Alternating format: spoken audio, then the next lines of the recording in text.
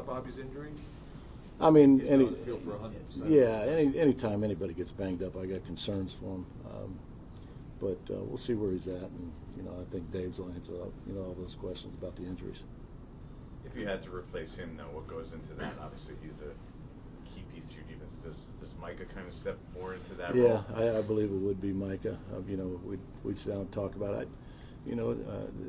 Beeves is really starting to come back from the knee injury and looking well, and doing nice things in practice. So I think, we'd have to wait and see what we could do roster-wise and everything else with Joe and Dave's and go from there. But, Mike has been playing well.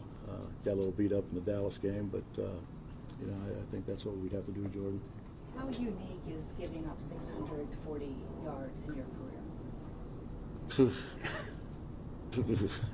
No, it was tough. It doesn't happen very often, or you wouldn't have this job very long. So, it was a tough game. It was really a tough game. But like I said, I give Dallas credit. It was one of those games that you make a call and you feel real good about it until the ball snapped, and you're like, oh no, and it was a tough one for all of us. Do you think your players kind of got dispirited as the game went along, given the scoreboard? I don't know, Kim. I still think those guys fight. I think they got too much respect for the game. And like I said, we had some guys, Kayvon and Tay, and some guys went down there at halftime, and but they all fought. And I think that's the thing that I love. One of the many things I love about them is they're fighters. They're going to fight. The broadcast showed you and Dable in an extended conversation, looked like end of first quarter, end of second quarter, and then like Rinaldi pointed out that after halftime it was continuing. Yeah, Dave said something to me that after the game about that, and he and I talk all the time, but in those two situations, I talked to him about what happened because one thing about our defense, we don't give up a whole lot of big passing plays. And I credit the secondary to that, and Rome, and we gave up some big plays in the passing game, which you all saw. So I told him what happened on the coverages. That was at the, right before half, and then coming back out, he just got done at that time talking to the trainers, and we were talking about who wasn't coming back, for the third quarter during that time. And that turned into whatever it turned into, but there was nothing to it.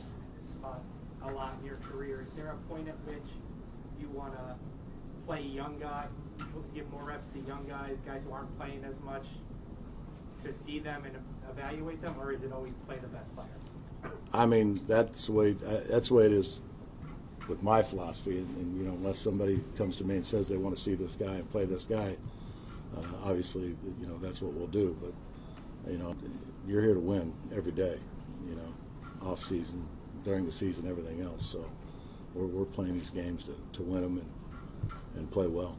Did you lose? Do you feel like you lost more than just the football stuff with Leo, and have you been able to get that back? No, I think we got great leaders in that room. Like I said, we miss Leo, we miss the guy, his personality. No, I think there's great leadership, from Dre, and starting with Dre in that D-line group, and those, Dex being number one, and Nacho and Ashawn, they've done a great job as far as leading within the entire defense as well. So, like I said, I missed the guy just because you missed Leo, but I don't think we lost anything leadership-wise that way.